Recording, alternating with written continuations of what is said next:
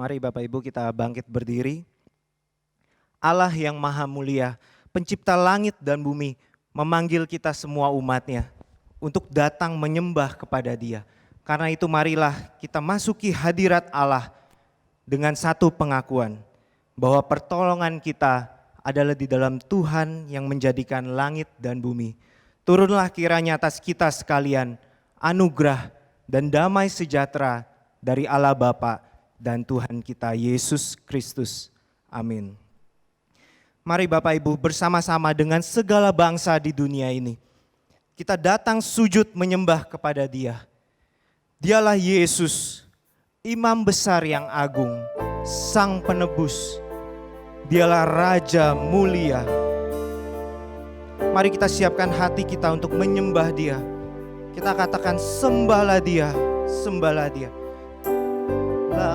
Dia Imam besar, mari sembah segala bangsa, sembah Yesus Sang Penebus, Dia segalanya, Raja mulia. Mari sekali lagi dengan hati yang sungguh sembahlah Dia.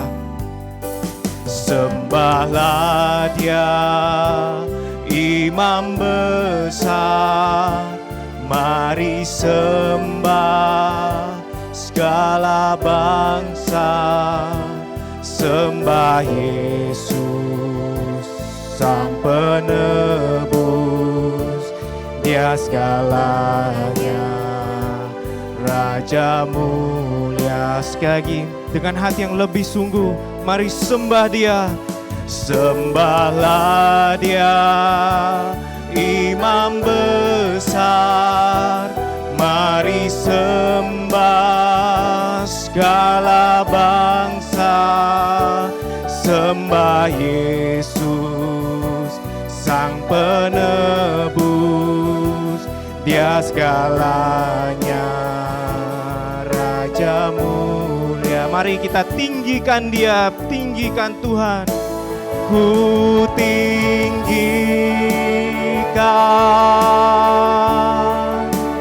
ku tinggikan,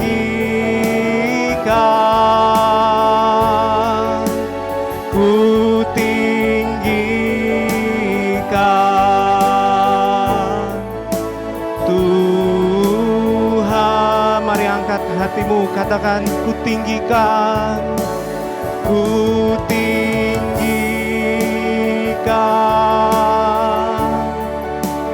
ku tinggikan,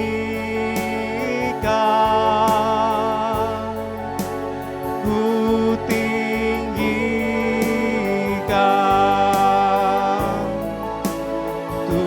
Dia Tuhan yang layak dipuji, layak disembah. Mari dengan segenap hati tinggikan Dia.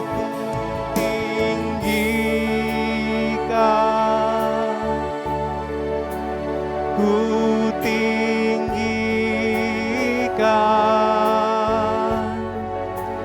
ku tinggikan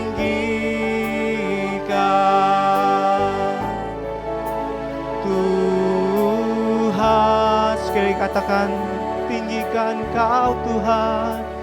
Ku tinggikan,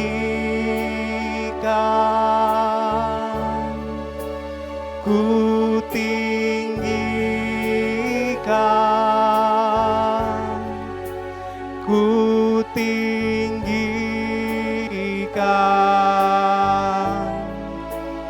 Tuhan. Amin. Jemaat dipersilakan duduk kembali. Mari Bapak Ibu kita akan menaikkan mazmur pujian dari Mazmur 145 ayat yang pertama sampai kelima secara bergantian. Saya akan menaikkan mazmur di ayat yang ganjil, Bapak Ibu semua akan menaikkan di ayat yang genap. Mazmur 145 ayat yang pertama sampai kelima. Aku hendak mengagungkan Engkau, ya Allahku, ya Rajaku. Aku hendak memuji nama-Mu untuk seterusnya dan selamanya. Setiap hari aku hendak memuji Engkau dan hendak memuliakan nama-Mu untuk seterusnya dan selamanya. Besarlah Tuhan dan sangat terpuji, dan kebesarannya tidak terduga. Angkatan demi angkatan akan memegahkan pekerjaan-pekerjaan-Mu dan akan memberitakan keperkasaan-Mu. Semarak kemuliaan-Mu yang agung dan perbuatan-perbuatan-Mu yang ajaib akan kunyanyikan. Ya Bapak Ibu, seperti Mazmur yang baru kita naikkan, mari kita terus menyanyikan akan kemuliaan Tuhan dan memuji perbuatan-perbuatan yang ajaib. Tuhan yang maha besar, Dia yang layak dipuji, Dia yang layak untuk disembah.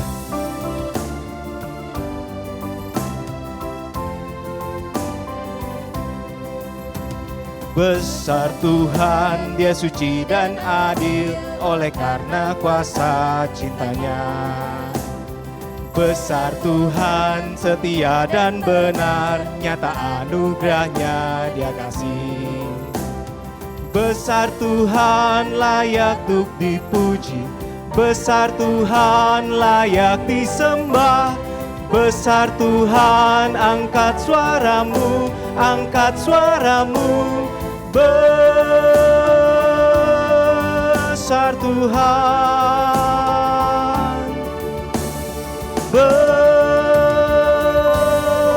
besar Tuhan. Mari kita angkat pujian ini sekali lagi dengan mengagungkan kebesaran Tuhan.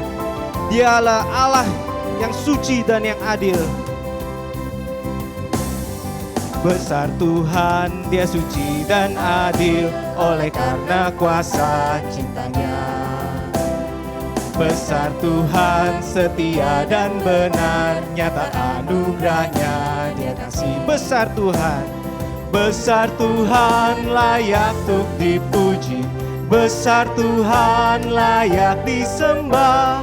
Besar Tuhan, angkat suaramu, angkat suaramu. Besar Tuhan, amin. Besar Tuhan, besar Tuhan.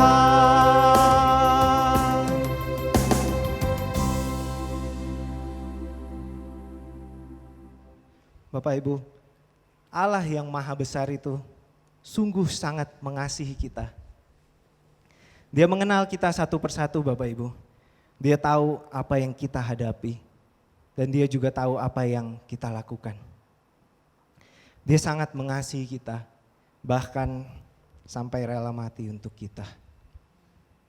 Satu-satunya penghalang antara kita dengan Tuhan adalah dosa yang selalu kita lakukan. Karena itu Dia mau kita datang kepada Dia. Dia mau kita menyerahkan semua dosa kita dan memohon pengampunan dari Tuhan.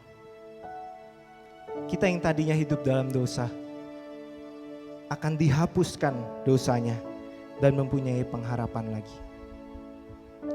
Mari Bapak Ibu, kita tenangkan diri kita, merendahkan hati di hadapan Tuhan, dan bersiap untuk mengaku dosa kita.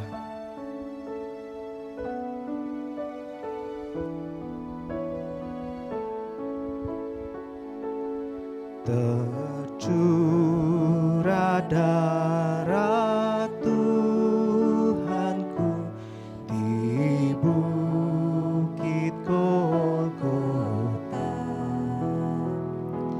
yang mau bertobat ditebus, terhapus dosanya,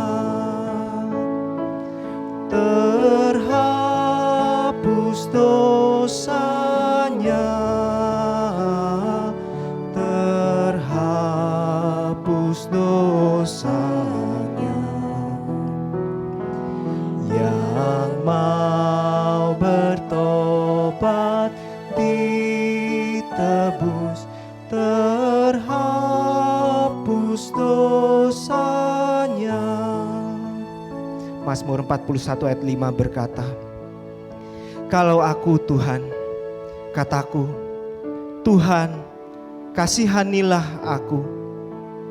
sembuhkanlah aku, sebab terhadap Engkaulah aku berdosa. Mari kita bangkit berdiri di hadapan Tuhan. Kita siap untuk mengaku dosa kita. Kita naikkan pujian ini sekali lagi. Tercurah darah Tuhanku di bukit Golgota, yang mau bertobat ditebus, terhapus dosanya, terhapus dosanya, terhapus dosanya.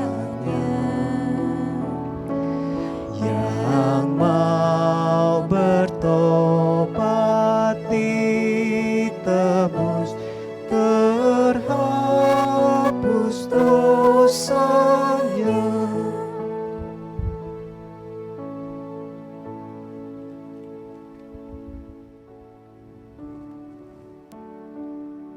Hadapan-Mu ya Allah, kami dengan segenap keberadaan kami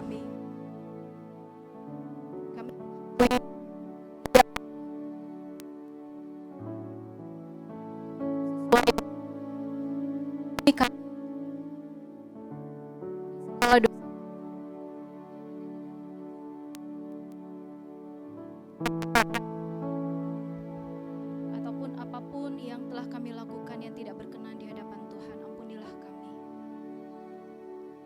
Dan kami mohon Kau kiranya memampukan kami supaya kami bisa hidup di dalam kebenaran-Mu, di dalam firman-Mu, hanya dengan kekuatan dan anugerah daripada Allah saja. Terima kasih atas pengampunan dosa yang Engkau masih mau berikan pada kami. Kami bersyukur atasnya. Demi nama Tuhan Yesus, Sang Perantara kami yang agung, kami alaskan pengakuan dosa kami ini. Amin. Bapak Ibu Saudara yang dikasihi Tuhan, orang-orang yang diampuni, orang-orang yang dihapuskan hutangnya adalah orang-orang yang bersyukur. Mari kita nyatakan syukur kita dengan kita nyanyikan pujian dari KPPK 45 bait yang pertama, Ku bernyanyi puji Yesus. Nyanyikan dengan segenap hati.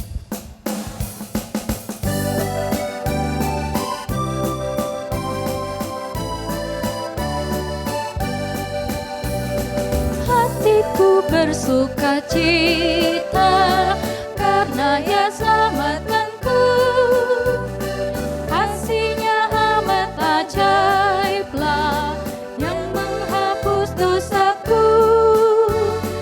Ku bernyanyi puji Yesus, bagiku Dia terindah.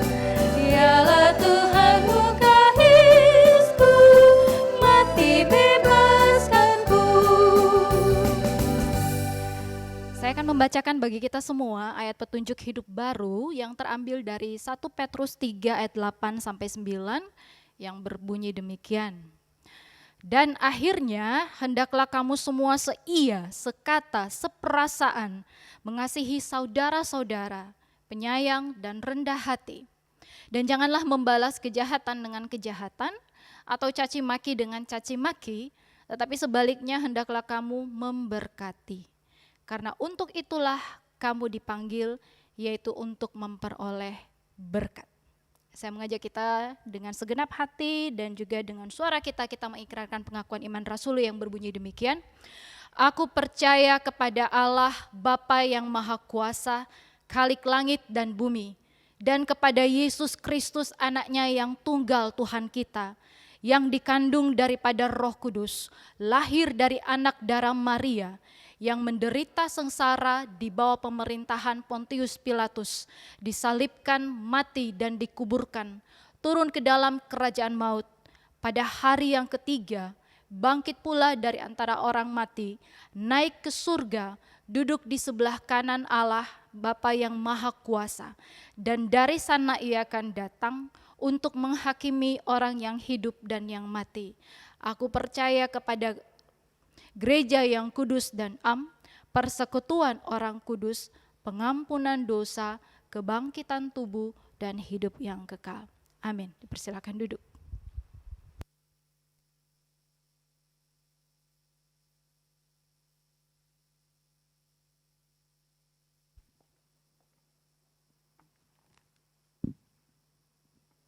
Mari Bapak Ibu, kita semua yang telah mengaku dosa dan sudah dihapuskan dosanya oleh Tuhan. Mari kita siapkan hati kita untuk mendengarkan firman Tuhan. Kita biarkan Roh Kudus bekerja dengan leluasa di dalam hati kita, sehingga kita dapat semakin memahami kehendak Tuhan di dalam hidup kita. Mari kita naikkan pujian, berfirmanlah sekarang Tuhan. Biar ini menjadi seruan hati kita, supaya Tuhan menyuarakan akan firman-Nya ke dalam hati kita.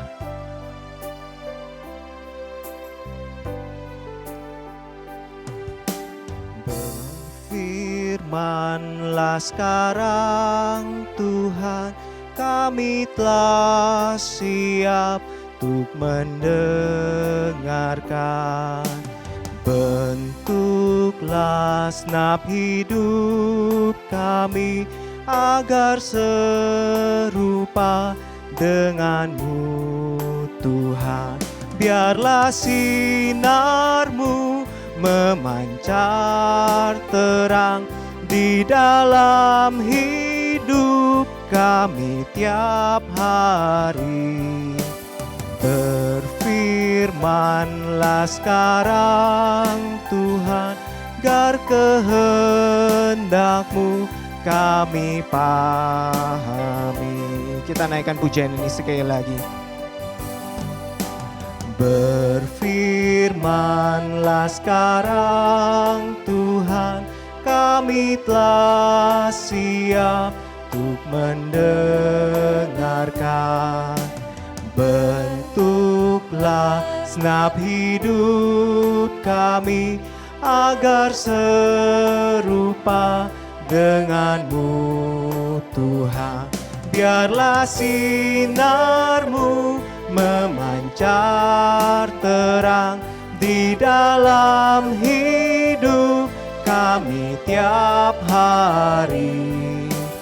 Berfirmanlah sekarang Tuhan, agar kehendak-Mu kami pahami. Firman Tuhan hari ini akan dibawakan oleh Pendeta Budi. Waktu dan tempat kami persilakan.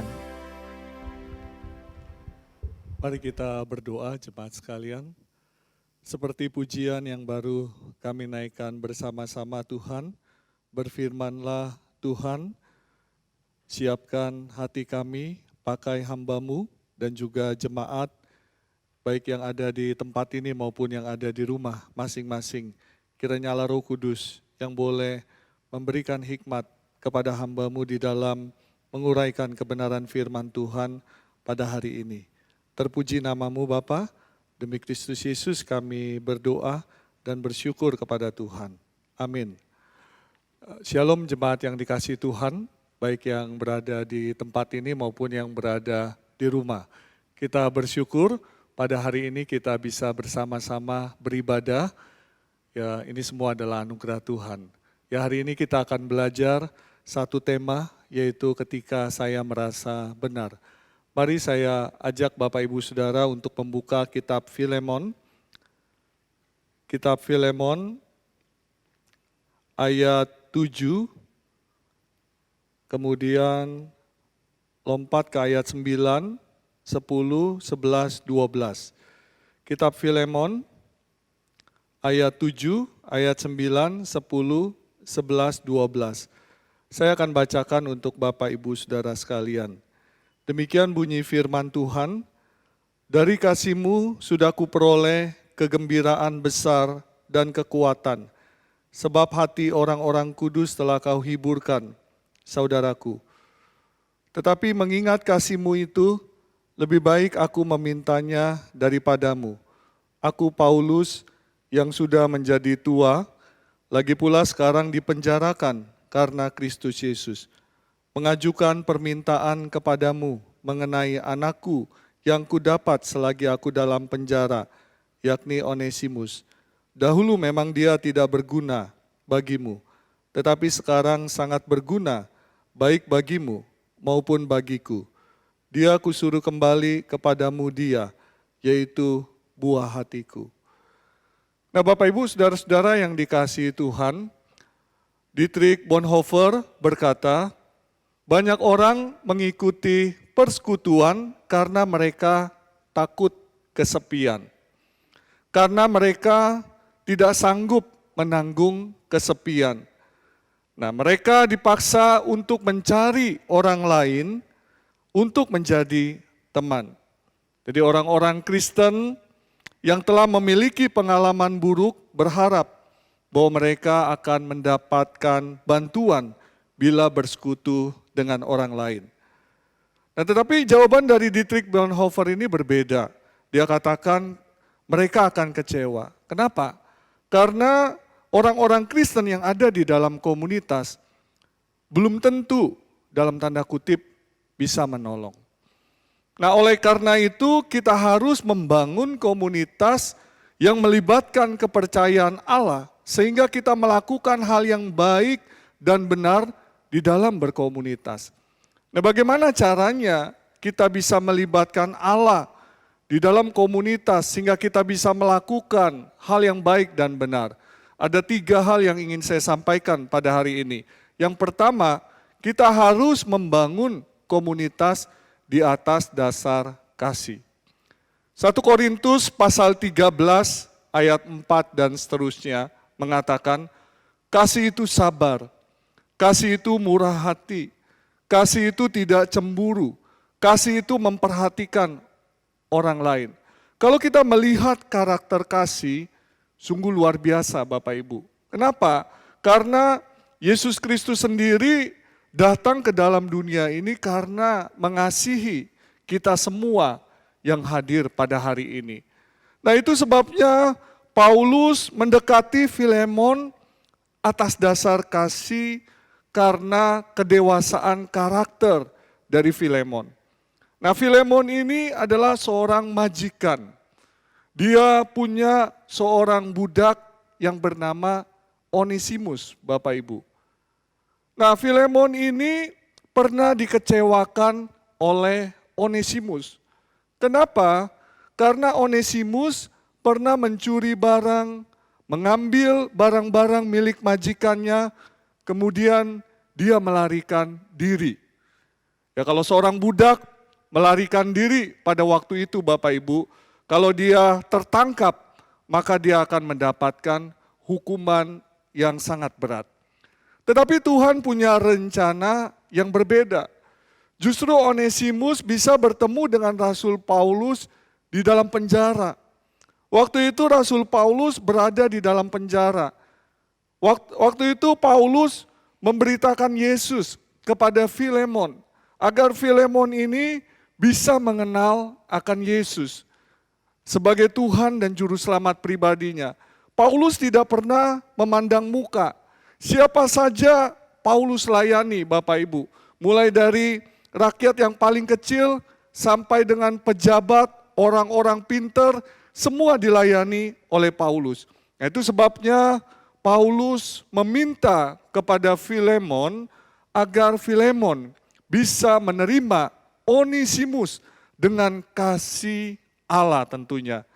Di mana Filemon ini adalah seorang yang sangat mengasihi Tuhan. Di mana Filemon ini adalah seorang yang mendukung pelayanan Paulus. Di mana Filemon ini punya karakter yang bagus, yang baik Bapak Ibu. Kenapa? Karena ada Kristus di dalam kehidupan Filemon. Dan Filemon, Paulus mau Filemon bisa mengambil keputusan ya agar Filemon bisa menerima Onesimus dan diizinkan kembali kepada Paulus. Nah, Paulus menunjukkan kasih yang baik. Paulus tidak manipulatif. Paulus penuh dengan kesabaran. Paulus tidak memaksakan kehendak Filemon. Paulus menghargai orang lain. Paulus tidak memikirkan dirinya sendiri. Dia tidak mengingat-ingat kesalahan orang lain. Dia bersuka cita karena keadilan dan kebenaran. Dan Paulus hanya minta agar Filemon bisa menerima Onesimus dengan kasih. Kasih yang sudah dia dapatkan dari Allah. Sehingga kasih itu bisa dinyatakan kepada budaknya. Nah Bapak Ibu Saudara yang saya kasih dalam Tuhan, saya pernah membaca cerita dari sebuah buku yang berjudul Hadiah Cinta Kasih. Katanya cerita ini terjadi di kota Malang, Jawa Timur. Entah cerita beneran atau hanya cerita rekaan, saya tidak jelas. Yang pasti cerita ini sungguh mengharukan hati. Hari itu tanggal 28 April 2016, ya dalam ruang sidang pengadilan, hakim duduk menghakimi seorang nenek tua. Nah kenapa hakim itu menghakimi atau mengadili seorang nenek tua? Karena nenek tua ini kedapatan mencuri singkong. Anaknya tidak ada pekerjaan, cucunya kelaparan. Jadi mau tidak mau dia harus mencuri singkong agar cucunya tidak kelaparan. Nah hal ini dilakukan oleh seorang manajer perusahaan. Dia menuntut karena memang nenek ini sudah bersalah mencuri singkong. Ya, jadi kasus ini disampaikan kepada hakim, kemudian hakim mengadili, kemudian hakim memutuskan, maafkan saya, kata sang hakim itu kepada nenek itu, saya tidak dapat membuat pengecualian hukum, hukum tetap hukum, jadi nenek harus dihukum. Saya mendenda nenek 1 juta rupiah. Jika nenek tidak mampu membayar uang 1 juta rupiah, maka nenek harus dimasukkan ke dalam penjara selama 2,5 tahun. Nenek itu tertunduk, lesu, hatinya remuk redam, dan air matanya mengalir di pipinya. Ya, Pak Hakim, saya pasrah saja. Apapun keputusannya. Tiba-tiba hakim itu turun dari tempat duduknya, kemudian dia menghampiri nenek itu. Dia mengambil dompetnya dan memberikan uang 1 juta buat nenek itu agar nenek itu tidak dihukum selama 2,5 tahun. Belum nenek itu mengucapkan kata-kata, hakim itu berkata lagi, Bapak Ibu yang hadir pada hari ini, Bapak Ibu tahu ada seorang nenek yang cucunya hampir mati kelaparan, anaknya tidak mempunyai pekerjaan. Tetapi apakah di antara Bapak Ibu Saudara nggak punya hati nurani untuk membantu nenek itu, memberikan uang sedikit atau memberikan makanan agar cucunya itu tidak mati kelaparan. Oleh sebab itu saya sebagai hakim mendenda Bapak Ibu yang hadir pada hari ini 1 orang 50.000 rupiah. Nah kemudian sang hakim menyuruh panitera mengumpulkan uang di dalam ruang sidang itu. Terkumpullah uang 3.500.000 rupiah. Kemudian uang ini diberikan kepada si nenek. Kemudian si nenek mengucapkan terima kasih kepada hakim ini. Di zaman yang edan ini masih ada seorang hakim yang mau memperhatikan seorang nenek. Kemudian manajer perusahaan itu merasa malu karena sudah menuntut nenek yang mengambil singkongnya itu. Nah saudara-saudara yang dikasihi Tuhan, sungguh sayang kisah kasih ini luput dari liputan pers. Sesungguhnya kisah kasih ini menggugah hati nurani kita. Ya, di zaman yang edan ini ternyata masih ada seorang hakim yang berhati mulia. Masih ada seorang hakim yang bisa memperhatikan seorang nenek. Terlepas dari benar tidaknya cerita ini, kita semua setuju bahwa kasih yang sejati bukanlah lewat bibir mulut saja. Kasih yang sejati itu adalah kasih yang rela berkorban. Kasih yang sejati itu adalah kasih yang mengasihi saudara-saudara seiman kita. Di dalam kita berkomunitas, ada saudara-saudara seiman kita. Kita tidak tahu, mungkin kita juga tahu apa yang dihadapi oleh saudara-saudara seiman kita. Dan ketika kita melihat akan pergumulan dari saudara-saudara seiman kita, tentu kita diberikan hikmat oleh Tuhan di dalam menolong. Ya, penginjil Michel minggu yang lalu juga sudah menjelaskan bagaimana kita mempunyai hati yang berbelas kasihan kepada orang lain.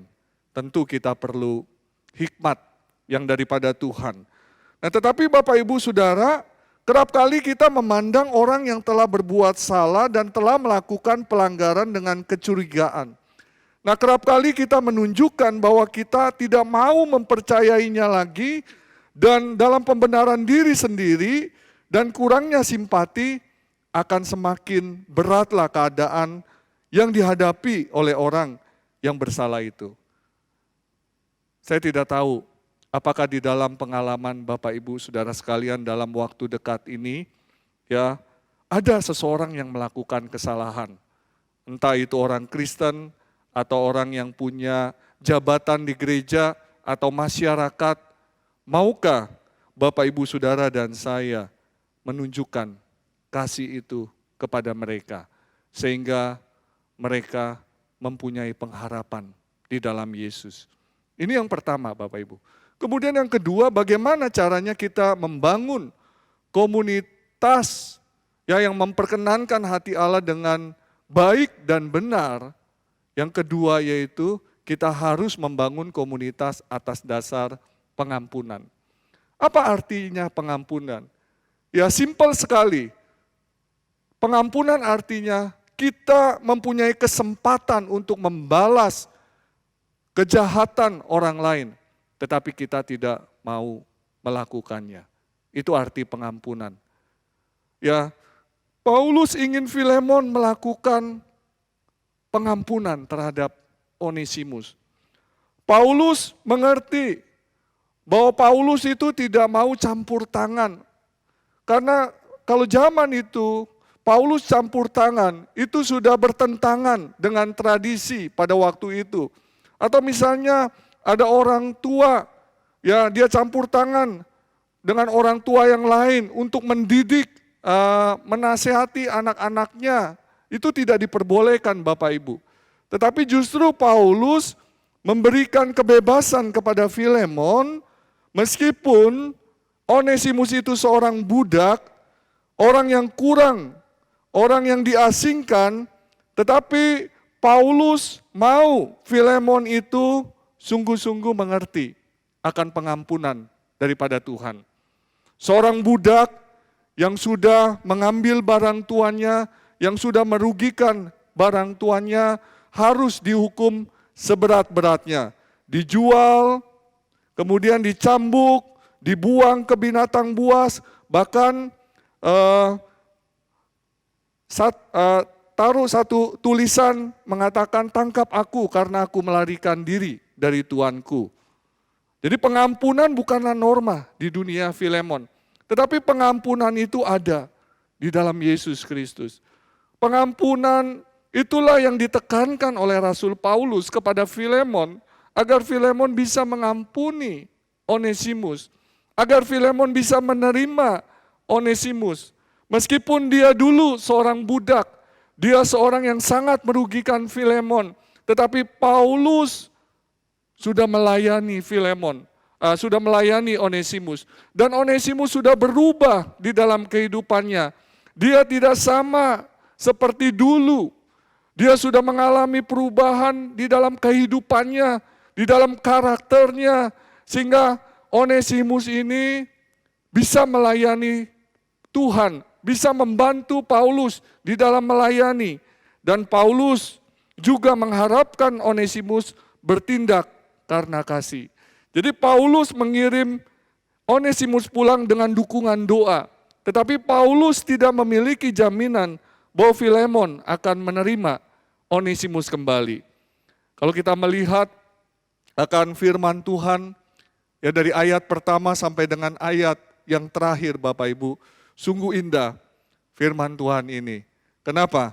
Karena Filemon, dia seorang yang mengasihi Tuhan.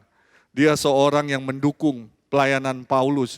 Dia adalah seorang rekan kerja dari Paulus. Dia sudah menerima anugerah Tuhan. Dia bisa memberikan pengampunan kepada Onesimus, budaknya itu. Nah, Bapak Ibu, ada seorang yang bernama Jeffrey Dahmer, adalah seorang pembunuh massal yang kanibal, bukan saja telah menganiaya dan membunuh 17 pemuda, tetapi juga telah berbuat kanibal terhadap mereka yang telah dibunuhnya. Jadi 17 pemuda yang dibunuhnya itu ya dipotong-potong Bapak Ibu ya tubuhnya, kemudian setelah dipotong-potong itu dia masukkan ke dalam lemari es. Jadi potongan tubuh manusia itu akan dia makan. Begitu Bapak Ibu Saudara. Nah, kemudian bulan November 1994 Jeffrey Dahmer sendiri terbunuh di penjara. Dia dipukuli sampai mati dengan gagang sapu oleh sesama narapidana. Jadi laporan berita ini ada di televisi, kemudian keluarga korban itu merasa menyesal. Kenapa Jeffrey Dahmer itu hanya dihukum ya dengan gagang sapu oleh narapidana? Seharusnya Jeffrey Dahmer itu mendapatkan hukuman yang lebih berat. Seharusnya Jeffrey Dahmer itu harus dihukum lahir dan batin, mati di dalam penjara, kalau bisa selama-lamanya.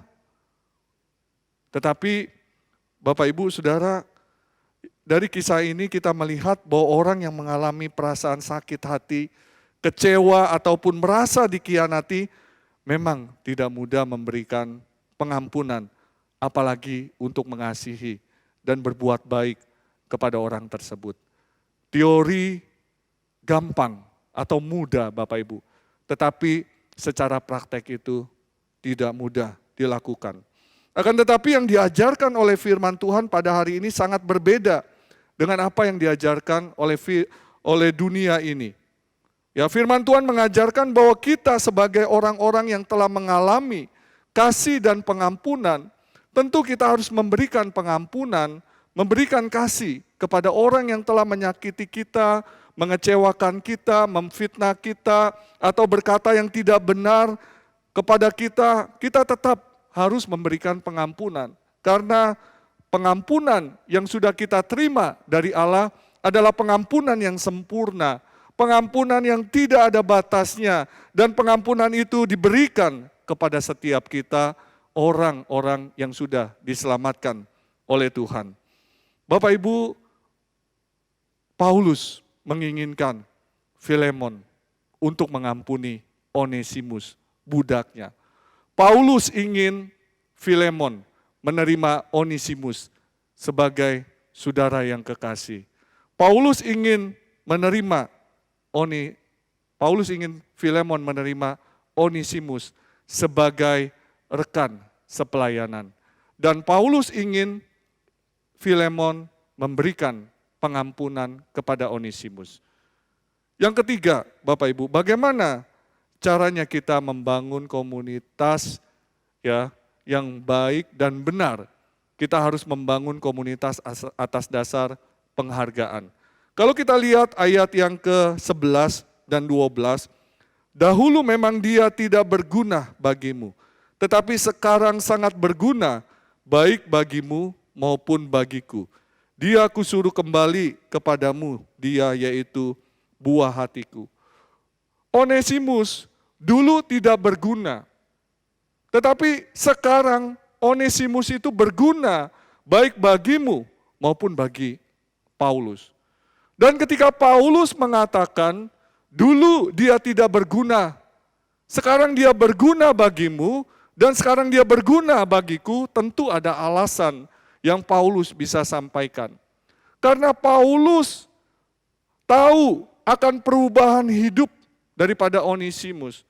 Paulus tahu bahwa Onesimus juga melayani Paulus ketika dia berada di dalam penjara. Dan Paulus meminta agar Filemon percaya kepada Paulus. Karena Onesimus ini sekarang sudah berguna bahkan sudah sangat berguna. Dia sudah sama dengan kita.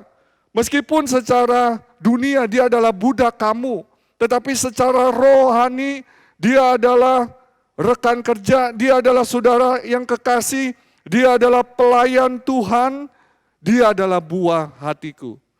Ya, kalau Paulus menyatakan kalimat dia adalah buah hatiku, itu artinya Paulus sangat mengasihi Onesimus.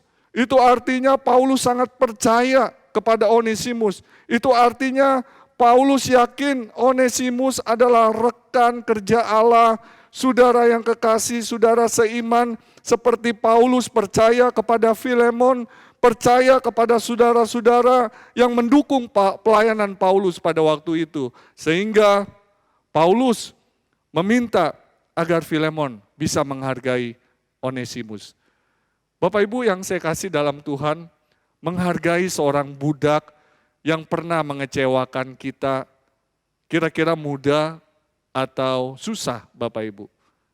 Ya, saya ambil contoh, misalnya saya punya seorang pembantu.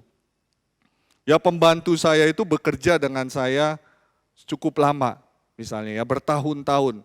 Kemudian satu ketika dia mengambil barang saya, mengambil uang saya, kabur. Saya nggak tahu sama semu. Kemudian dia bertemu dengan seorang bapak rohani. Dia bisa mengenal Tuhan Yesus Kristus. Kemudian bapak rohani itu tahu bahwa pembantu ini dulu pernah kerja dengan saya. Kemudian dia menghubungi saya, dia telepon saya. Dia bilang, Pak Budi, ini pembantu kamu. Dulu dia pernah kerja sama kamu.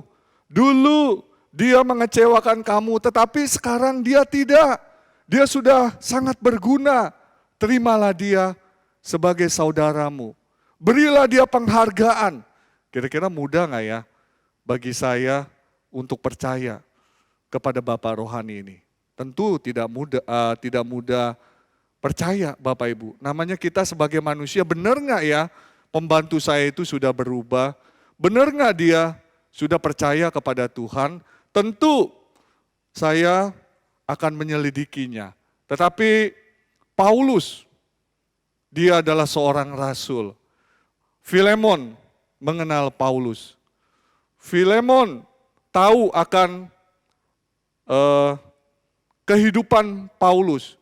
Dia punya dedikasi yang sangat tinggi Paulus. Dia seorang rasul yang luar biasa. Dia dipakai oleh Tuhan. Dia tidak pernah mengeluh di dalam pelayanannya. Dia fight, dia terus melayani Tuhan sampai dia masuk di dalam penjara. Tentu Filemon sangat percaya kepada Paulus akan apa yang Paulus katakan bahwa Onesimus itu adalah buah hatiku. Nah Bapak Ibu, sebagai manusia yang tidak sempurna, kita mungkin kadang-kadang merasa bahwa kita lebih baik daripada orang lain. Kita merasa status kita ini lebih tinggi dari orang lain. Pendidikan kita lebih tinggi dari orang lain. Kita merasa kita lebih benar dari orang lain. Kita merasa diri kita yang paling hebat. Dan ketika hal itu ada di dalam kehidupan kita, maka kita harus waspada. Dan kita harus menyadari bahwa di dalam diri kita itu mulai ada kesombongan. Dan ketika kita mulai menyadari akan kesombongan di dalam kehidupan kita, kita mau datang kepada Tuhan, kita mau minta pengampunan daripada Tuhan. Tuhan, saya ini manusia yang banyak kekurangan. Saya pun tidak lebih baik dari orang lain. Saya pun ada banyak dosa yang saya lakukan. Sehingga ketika kita menyadari akan kehidupan kita, ketika kita menyadari bahwa dosa itu ada di dalam kehidupan kita, maka kita bisa belajar dari kehidupan Rasul Paulus, dari kehidupan Filemon, dari kehidupan Onesimus. Meskipun Onesimus adalah seorang budak, tetapi dia bukan seorang budak lagi. Dia adalah saudara seiman. rekan kerja Allah, dan Paulus menginginkan Filemon menerima Onesimus. Demikian juga di dalam kita bergereja di GKI Telugong. Ya, kita semua sama. Tidak ada perbedaan satu dengan yang lainnya. Kita adalah saudara seiman. Kita harus memberikan penghargaan kepada orang-orang yang sudah melayani Tuhan dengan dedikasi yang tinggi, dengan komitmen yang tinggi, dengan sepenuh hati kita menghargai mereka. Kenapa? Karena mereka adalah saudara, kekasih, mereka adalah rekan kerja Allah, dan mereka adalah rekan sepelayanan kita. Bapak Ibu, saudara-saudara yang saya kasih, biarlah firman Tuhan pada hari ini sungguh boleh menolong kita, agar kita bisa membangun komunitas yang melibatkan Allah dengan baik dan benar, yaitu kita harus membangun komunitas atas dasar kasih, pengampunan, dan juga penghargaan. Mari kita belajar bersama-sama mempraktekannya. Tuhan memberkati kita. Amin. Mari kita berdoa. Tuhan, terima kasih untuk firman-Mu yang boleh kami pelajari pada hari ini. Tolong kami Tuhan, mampukan kami untuk dapat melakukannya. Demi Kristus Yesus kami berdoa dan bersyukur kepada Tuhan. Amin.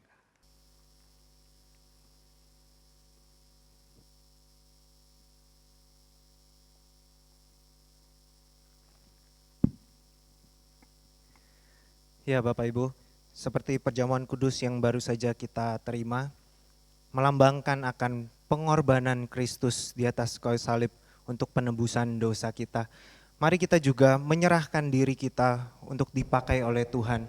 Kita berserah kepada pimpinan dan pengaturan Tuhan dalam menjalani hidup ini. Dan saat ini kita akan memberikan persembahan kepada Tuhan sebagai tanda penyerahan diri kita kepada Tuhan. Mari kita naikkan pujian, ku persembahkan tubuhku.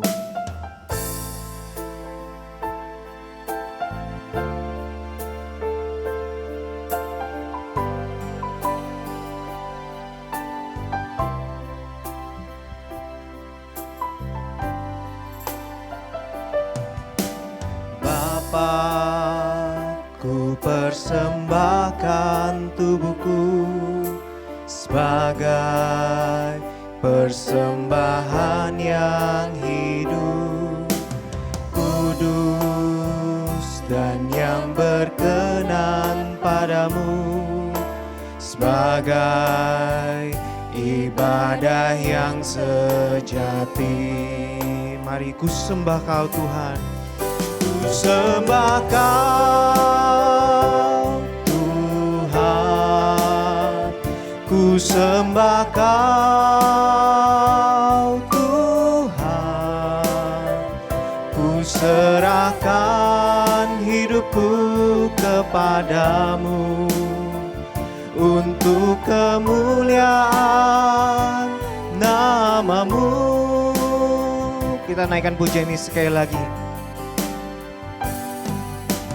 Bapa, ku persembahkan tubuhku sebagai persembahan yang hidup, kudus dan yang berkenan padamu, sebagai ibadah yang sejati. Ku sembah Kau, ku sembah Kau Tuhan, ku sembah Kau Tuhan, ku serahkan hidupku kepadamu untuk kemuliaan. Mari kita semua bangkit berdiri, kita katakan ku sembah Kau Tuhan, ku sembah Kau Tuhan, ku sembah Kau Tuhan, ku serahkan hidupku kepadamu untuk kemuliaan nama-Mu. serahkan hidupku kepadamu untuk kemuliaan nama-Mu. Mari kita berdoa. Ya Tuhan, seperti pujian ini, kami rindu Tuhan, kami mau untuk menyerahkan akan hidup kami kepadamu. Tuhan, kiranya Engkau memakai akan hidup kami sebagai alat dalam kerajaan-Mu. Persembahan kami berikan kepadamu Tuhan, menjadi bukti penyerahan diri kami. Kiranya Engkau yang memakai juga untuk perluasan kerajaan-Mu. Ini doa kami Bapa, di dalam nama Tuhan Yesus Kristus kami berdoa, kami bersyukur. Amin. Jemaat dipersilakan duduk kembali, kita akan mendengarkan berita penggembalaan.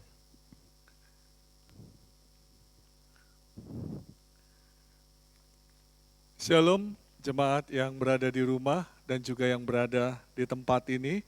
Ya, kita bersyukur pada hari ini kita bisa beribadah bersama-sama. Ada beberapa hal yang ingin saya sampaikan. Yang pertama yaitu mengenai reopening gereja hybrid terbatas akan dimulai tanggal 13 Juni minggu depan. Jadi dari Sinode memutuskan untuk wilayah Jabodetabek bisa mengadakan hybrid terbatas. Ya, jadi minggu depan kita hanya 1 KU jam 7.30. Bapak Ibu saudara-saudara yang mau ikut ibadah secara onsite atau tatap muka seperti hari ini bisa mendaftar melalui link pendaftaran gereja kita. Kalau tidak melalui link pendaftaran, maka tidak bisa nama Bapak Ibu Saudara tidak ada di dalam sistem komputer gereja kita. Kemudian untuk minggu ketiga, keempat, itu sama, hanya 1 KU. Kalau ada minggu kelima, ya tetap 1 KU ya jam 7.30.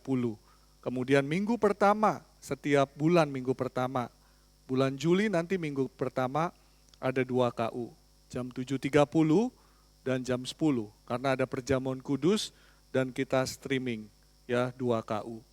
Yang kedua, diingatkan kita untuk mengembalikan persembahan persepuluhan kepada Tuhan. Yang ketiga, kita bersyukur untuk penatua majelis GKY, baik Telugong maupun GKY yang lain yang sudah terpilih. Hari ini jam 5 ada peneguhan, ya baik secara onsite maupun secara online. Bapak Ibu saudara-saudara bisa memberikan dukungan di dalam doa. Ya bisa mengikuti ibadah melalui YouTube GKY Mangga Besar. Jadi jangan salah Bapak Ibu, jangan sampai nanti Bapak Ibu membuka YouTube GKY Telugong, tidak keluar. Tapi memakai channel YouTube GKY Mangga Besar. Ada perjamuan kudus juga jam 5 sore hari ini. Itu saja yang saya ada satu lagi, ada satu berita duka cita, yaitu almarhum Bapak Sucipto, Papa dari Henry, atau Papa mertua dari Ibu Cincin, ya yang sudah dipanggil oleh Tuhan hari Jumat yang lalu, kemudian kemarin hari Sabtu sudah dikremasi di krematorium Nirwana Marunda. Saya mewakili rohaniwan, majelis, dan jemaat turut berduka cita yang sedalam-dalamnya atas dipanggilnya Papa Henry. Kiranya Tuhan memberikan kekuatan kepada Henry, Cincin, dan seluruh keluarga. Itu saja yang saya sampaikan pada hari ini. Saya undang kita bangkit berdiri, kita akan menaikkan 2 pokok doa. Yang pertama kita bersyukur untuk baptisan dewasa, ada 3 saudara-saudari kita, dan tadi pagi ada baptisan anak juga, ada atestasi ya. Kita bersyukur Tuhan sudah memimpin. Kemudian yang kedua kita mau berdoa untuk peneguhan dan pelayanan majelis.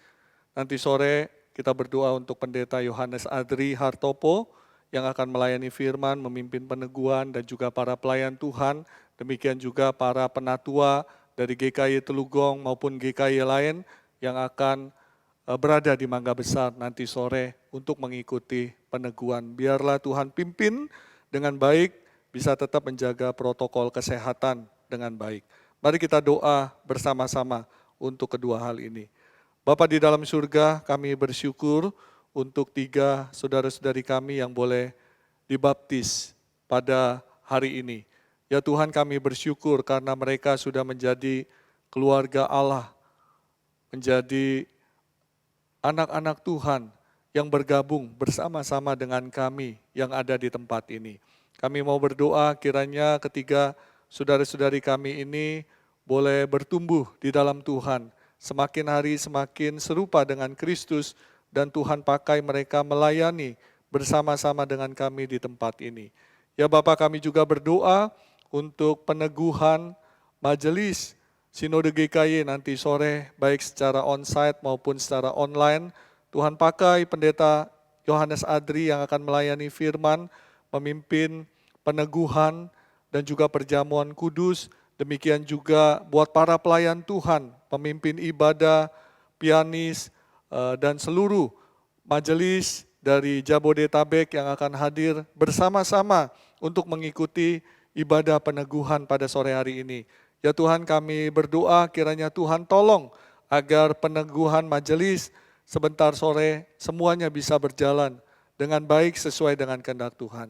Terima kasih Bapak untuk doa-doa yang boleh kami naikkan pada hari ini.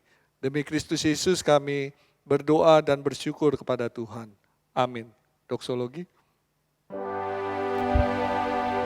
Puji Allah Bapa Putra, puji Allah Roh Kudus, ketikanya yang esa. Pohon selamat sumber berkat. Amin.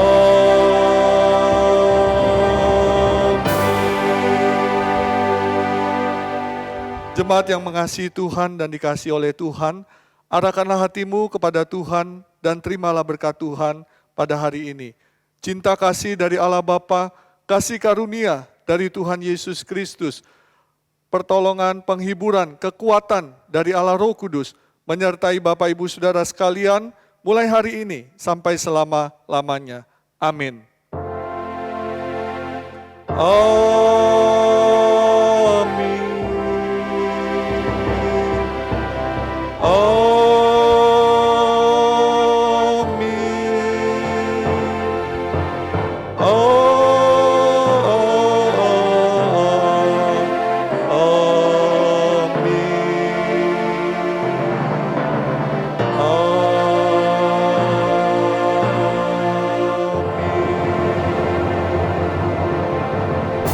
Silakan duduk jemaat sekalian, ibadah selesai, selamat hari Minggu, Tuhan memberkati kita semua.